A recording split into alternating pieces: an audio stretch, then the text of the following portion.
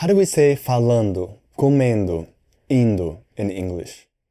This form of the verb is called the present participle, and just like in Brazilian Portuguese, it has many different uses in English. In this video, we're going to learn the 4 different ways we form the present participle, and different ways we can use it in a sentence.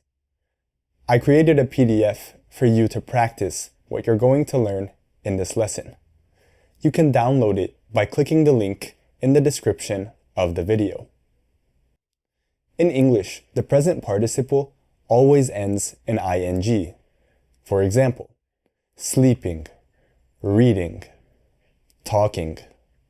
But sometimes we have to make some changes to the infinitive before we add ing. The changes we make depend on the last few letters of the verb. Let's look at the 4 different ways we turn verbs into present participles. For almost all verbs that end in a consonant plus e, remove the e and add ing. Here are some examples. To leave, leaving. To come, coming. To have, having.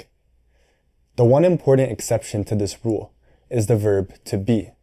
We don't drop the e, so its present participle form is being. For verbs that end in ie, replace the ie with y and add ing. Let's look at some examples.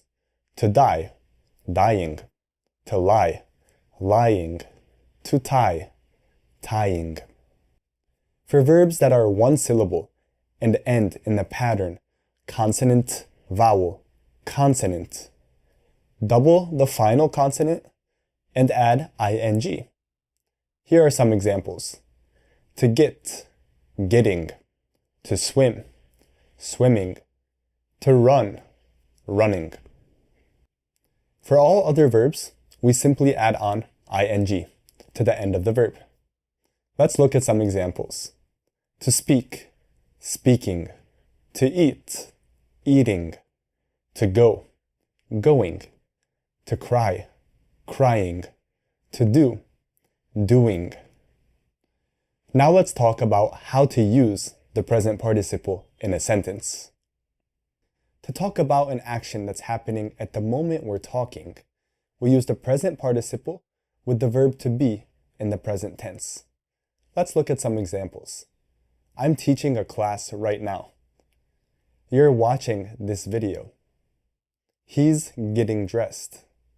She's tying her shoe. The teacher is being mean today. We're learning English. They're coming right now. We also use the present participle to talk about an action that was happening at some moment in the past when another action happened. In this case, we use the past tense of the verb to be. Let's look at some examples. I was sleeping when my mom called me. We were watching a movie when our friends arrived. We also use the present participle to talk about an action that will be happening at a moment in the future.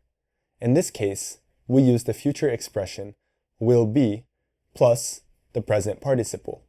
For example, we'll be traveling next week. I'll be sleeping when you arrive. There are many other contexts in which the present participle is used, but these ones are the most common ones.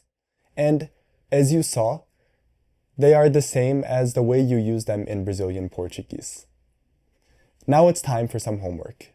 In the comments, answer the question, what were you doing before you watched this video?